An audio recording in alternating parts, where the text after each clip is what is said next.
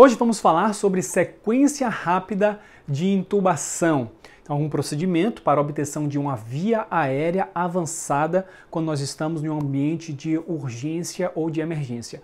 Muitas pessoas confundem achando que essa sequência rápida de intubação significa dizer pegar o laringoscópio e o tubo e intubar rapidinho. Não, não é isso. É um procedimento que leva alguns minutos, existem 7 passos no total. A referência bibliográfica que eu estou utilizando para esses 7 passos é o livro do AMLS, esse livro que está aqui, e existe um apêndice no final, o apêndice D no caso, onde ele fala de vias aéreas e tem lá a parte de via aérea avançada de sequência rápida de intubação. Então neste vídeo nós vamos ver aqui esse passo a passo, vamos fazer uma visão geral. Se eu fosse falar detalhadamente de todas as drogas com todas as doses, esse vídeo ia ficar muito longo, mas eu me comprometo a fazer isso em próximos vídeos para a gente aprofundar um pouco mais. Mas aqui eu quero que você tenha uma visão do que é que consiste esse procedimento. Você vai ver que esse não é um procedimento do médico. Muitas pessoas acham, não, intubação via aérea avançada é trabalho do médico. Não, isso não tem como, o médico não trabalha sozinho.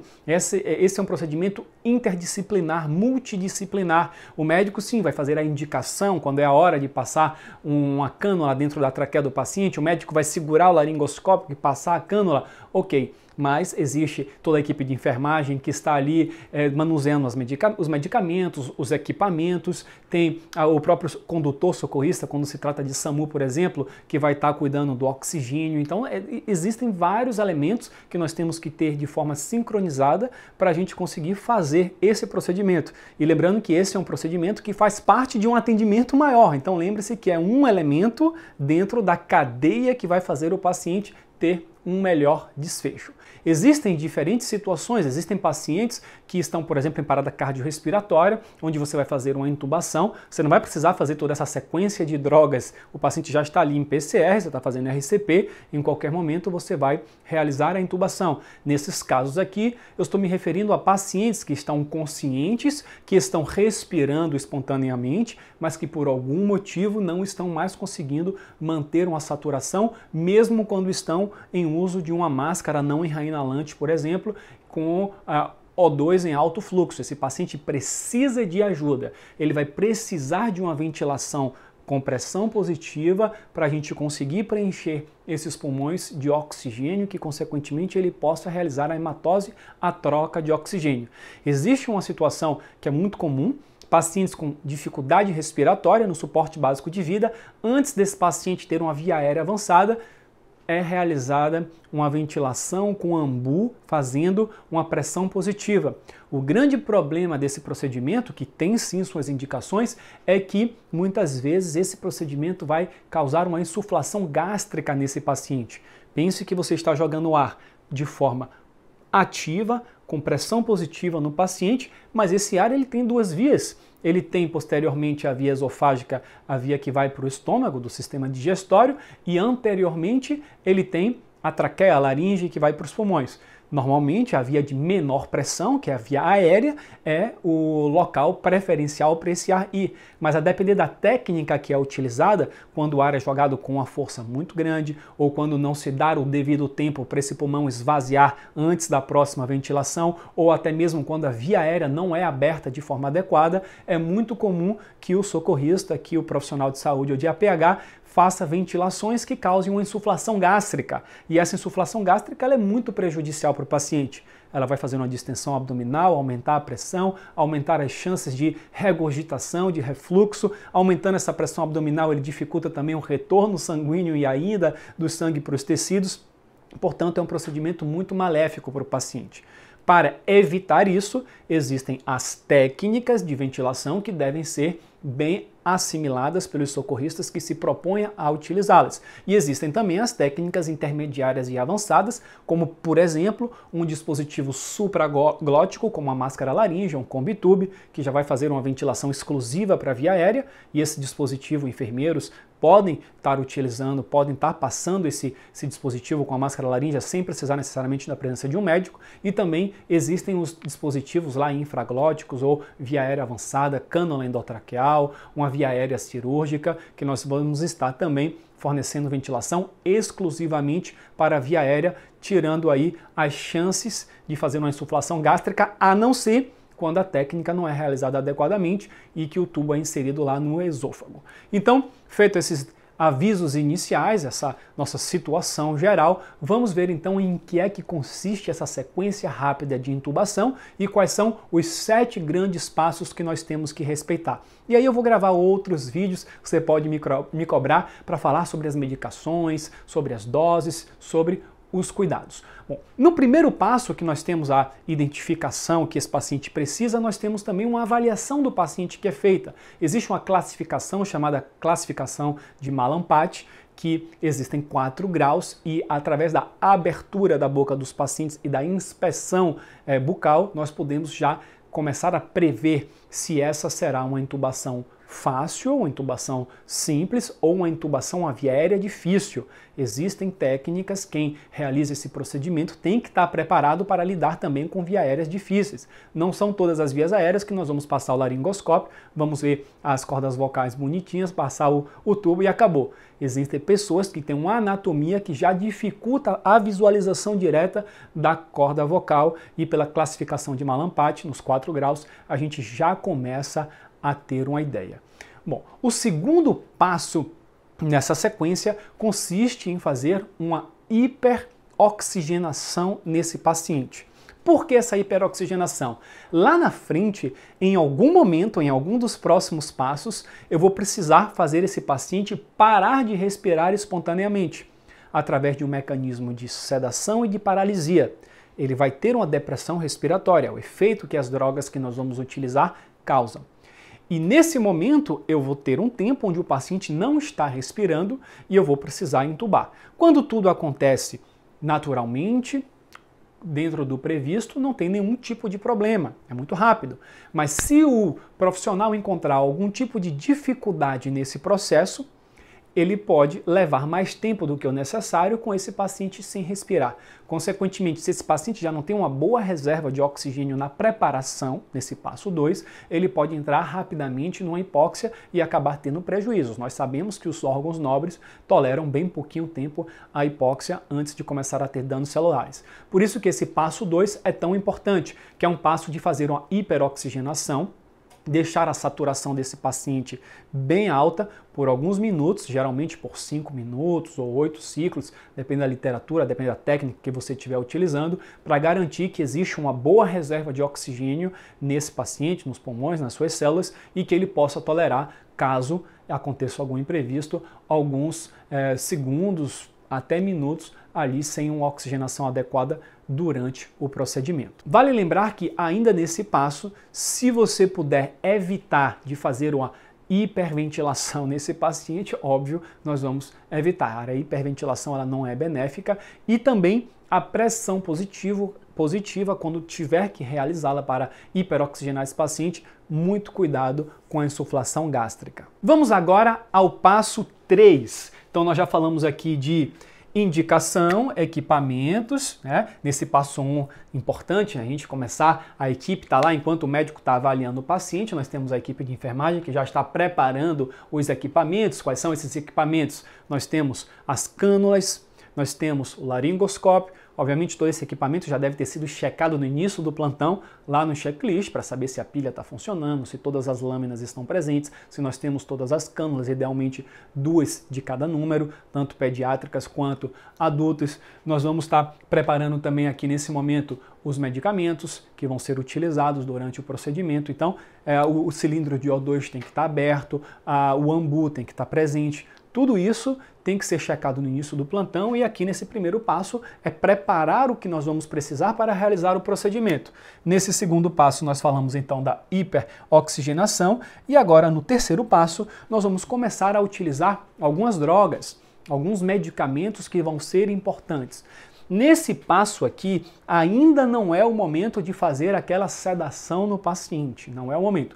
São medicamentos que são utilizados geralmente para lidar com os efeitos colaterais do procedimento em si, das drogas, como por exemplo, algumas drogas podem causar uma bradicardia nesses pacientes. O próprio procedimento pode causar uma bradicardia nesse paciente. Então existe uma droga que pode ser utilizada aqui, que é a atropina, que pode ser utilizada quando nós vamos se deparar com um fator de risco de um grupo de pacientes específicos que já vão apresentar, segundo a estatística, algum tipo de bradicardia. Por exemplo, crianças, existe a indicação de estar fazendo aqui uma atropina. Ou quando nós vamos estar utilizando uma succinilcolina, que é um bloqueador neuromuscular, também existe essa chance de o paciente ter uma bradicardia.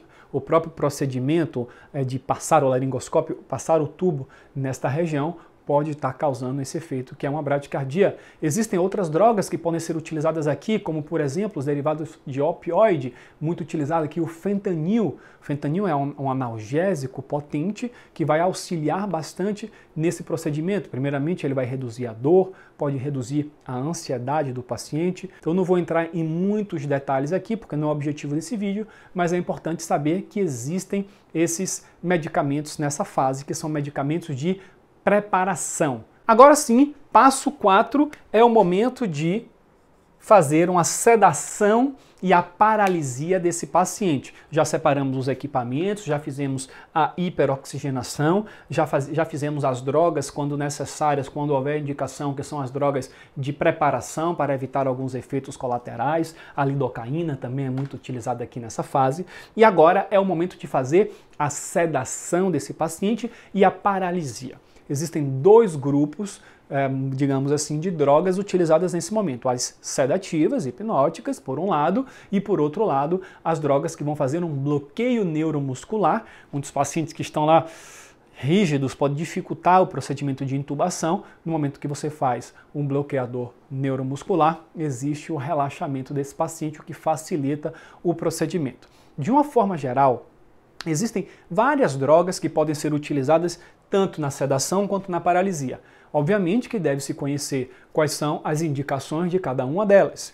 Algumas drogas vão estar causando aumento de pressão intracraniana, outras não. Algumas têm uma meia-vida mais longa, outras mais curtas. Algumas demoram um pouquinho mais para entrar em ação, outras menos.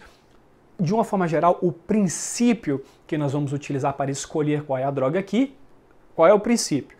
Utilizar uma droga que entre em ação o mais rapidamente possível, que dure o mínimo de tempo possível, ou seja, a meia-vida, que seja o tempo suficiente para fazer o procedimento, porque se alguma coisa der errada, esse paciente ele tem que voltar rapidamente a si, porque aqui nós vamos fazer uma parada respiratória provocada nesse paciente. Obviamente que se o procedimento for feito adequadamente, se o paciente tiver a via aérea dele garantida, depois nós vamos estar utilizando doses adicionais para manter esse paciente sedado quanto de tempo for necessário. Mas antes de ter garantido essa via aérea, se eu conseguir utilizar uma droga que tem uma meia-vida curta, melhor, porque se esse paciente, se tiver algum problema com o procedimento, ele vai voltar mais cedo. Então, um medicamento que entre em ação rapidamente, que tenha uma meia-vida curta, que tenha o mínimo de efeitos colaterais possíveis, que tenha um antagonista disponível. Obviamente que essa droga não existe.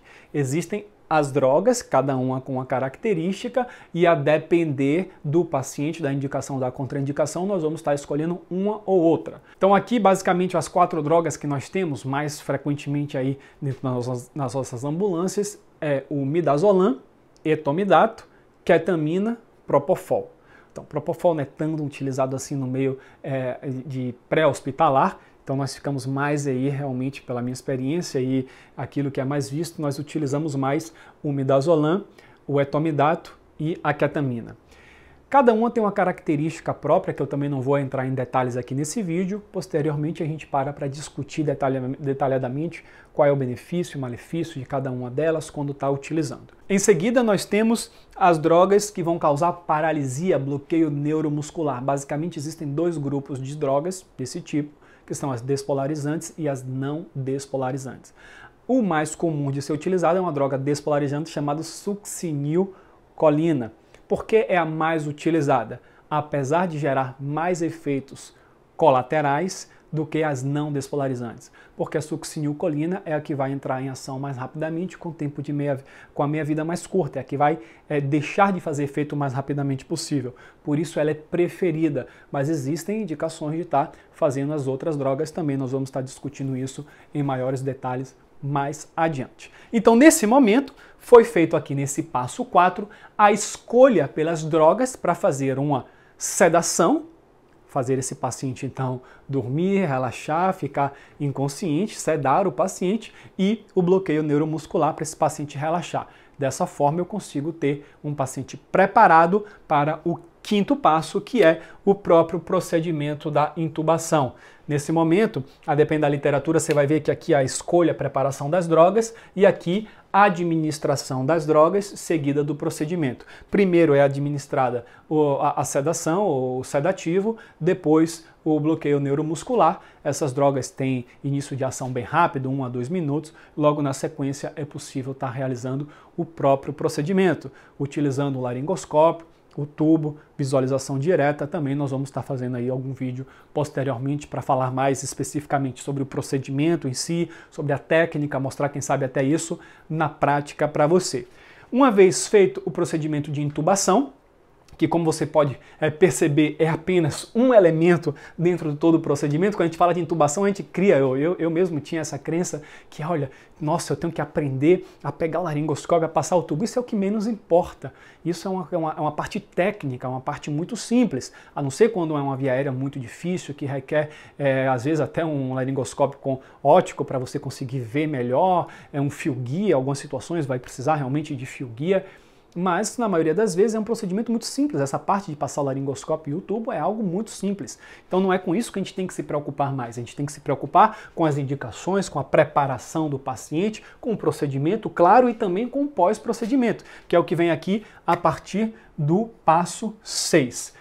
Uma vez que o tubo foi passado, está lá na traqueia, nós precisamos, primeiro, confirmar que esse tubo de fato está na via aérea. Existem diversos sinais para a gente ter essa confirmação, e o ideal é que tenham no mínimo a confirmação de 2 desses sinais, para que a gente possa então fazer a fixação do tubo. A fixação é evitar que esse tubo venha a correr, se deslocar, e fazer uma intubação seletiva. Quando a gente coloca o tubo fundo demais, ele vai fazer geralmente uma seletiva lá para o bronquiofonte direito, que é mais verticalizado, então ele vai ventilar só um pulmão, um lado só. Então, por isso que o ideal é que ele fique acima de uma estruturazinha chamada carina, que é exatamente a bifurcação, então ele tem que estar acima. E também cuidado, porque a gente pode às vezes até extubar esse paciente, o tubo pode sair, correr, ou existe também a intubação que é feita na via esofágica. Por isso que é muito importante fazer a confirmação da localização e também a fixação. Quais são os sinais de confirmação que o tubo está lá? Bom, o primeiro sinal de confirmação é a visualização direta das cordas vocais no momento que a gente está passando o tubo. Se eu estou visualizando a corda vocal e eu estou passando o tubo vendo que passou ali, óbvio que isso já é um sinal que está no local certo, mas não é suficiente. A gente pode ser enganado por alguma estrutura anatômica, alguma coisa. Então, eu estou vendo, pô, é um bom sinal. Olha, equipe, eu já vi, localizei, realmente fiz a intubação sob visualização direta. Ótimo, mas vamos procurar um segundo sinal. Esse segundo sinal, por exemplo, pode ser a ausculta.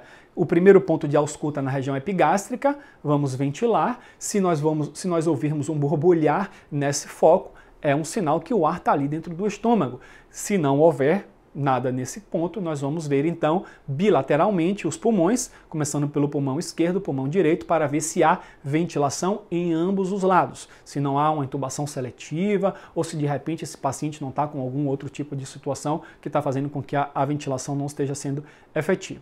Nós temos outras formas, por exemplo, uma capnografia, o capnógrafo sendo posicionado é uma outra possibilidade, a expansão bilateral olhando. Então, se nós temos 2 sinais de que o tubo está colocado, ok. Existe até um pouco mais, indo além, mas que isso não cabe, obviamente, em situação de urgência e emergência, que é o próprio raio-x de tórax. Isso até pode ser feito no intra-hospitalar. Existem aspectos negativos de submeter um paciente, às vezes, a uma radiação que é desnecessária. Se nós temos já certeza com esses outros sinais, não haveria essa necessidade, além da demora. Bom, então nós fizemos a confirmação, ok, o tubo está colocado adequadamente. Você vai ver quando você tiver uma oximetria de pulso que a saturação está boa, que o paciente está expandindo o tórax. E aí nós vamos fazer a fixação. A fixação começa com a insuflação do balonete, o cuff. Então existe uma estruturazinha pneumática ao redor da cânula que vai inflar e vai colocar a cânula ali bem apertadinha. É importante também escolher uma cânula com o calibre adequado para aquele paciente. Isso vai variar da faixa etária, vai variar do peso do paciente, muito importante para que essa cânula não fique muito grossa e cause um trauma na passagem da via aérea, e também muito fina e não consiga fazer uma vedação ali ao redor que garanta que o ar esteja indo apenas para os pulmões. Uma vez que eu confirmei, então eu faço a fixação primeiramente com a insuflação do cuff, do balonete. Importante checar se esse balonete lá está funcionando direitinho, se não está furado, e também com a fixação aqui nós temos alguns dispositivos específicos para fazer a fixação do tubo na boca, e quando não há esse dispositivo, como acontece muito na nossa realidade, isso pode ser feito também com algumas técnicas, com esparadrapo, amarrando de forma adequada para que esse tubo não venha a correr. Então nós temos dois pontos de fixação, tanto o balonete que é insuflado, quanto essa fixação externa.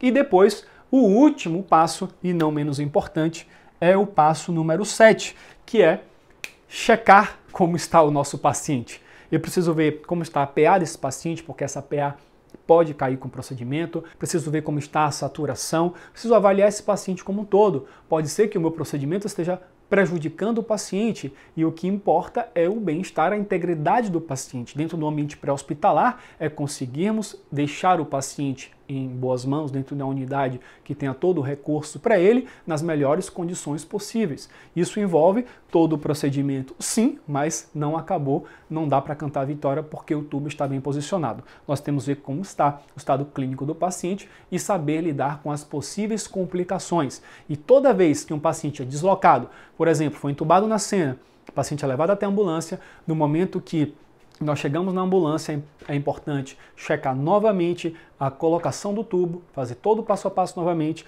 ver novamente como está o paciente, que é aquela reavaliação contínua que nós já estamos acostumados após o exame secundário. Nós temos exame primário, exame secundário e depois nós temos uma reavaliação contínua. Esse paciente não pode estar piorando e sem que isso seja percebido pela equipe que está ali ao lado, que está com a única preocupação, com o único paciente muitas vezes. Então não há desculpas para a gente não perceber uma piora desse paciente. Então basicamente nesse vídeo a minha ideia foi trazer para você toda essa visão do que é essa famosa sequência de intubação rápida. Não é um procedimento que é só passar o tubo, entende? É um procedimento multidisciplinar, interdisciplinar, que envolve diagnóstico, indicação, equipamentos preparados. O procedimento começa no checklist, então lá ver se está tudo direitinho para não se deparar com surpresas. Toda a preparação do paciente com a hiperoxigenação, com as drogas de preparação, com as drogas especificamente de sedação, paralisia,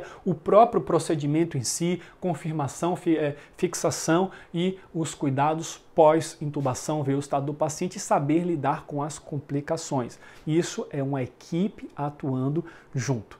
Bom, se você tem alguma dúvida, pode colocar aqui embaixo. Se tiver querendo tirar alguma dúvida ou até mesmo trazer mais informações, coloca aqui na caixa pra gente. E nos próximos vídeos que eu gravar sobre esse tema, você pode sugerir aqui novos temas nas suas dúvidas, eu vou trazer um pouco mais aprofundado, quem sabe alguns desses passos. Eu posso pegar o passo 1 e falar quais são todos os equipamentos, né? Olha, está me surgindo essa ideia agora, pode ser uma coisa interessante. Quais são todos os equipamentos que nós precisamos, como fazer essa hiperoxigenação, quais são todos os medicamentos que nós temos aqui, de que forma utilizar e quando utilizar na preparação desse paciente para lidar com os possíveis efeitos adversos da própria sedação, do próprio procedimento.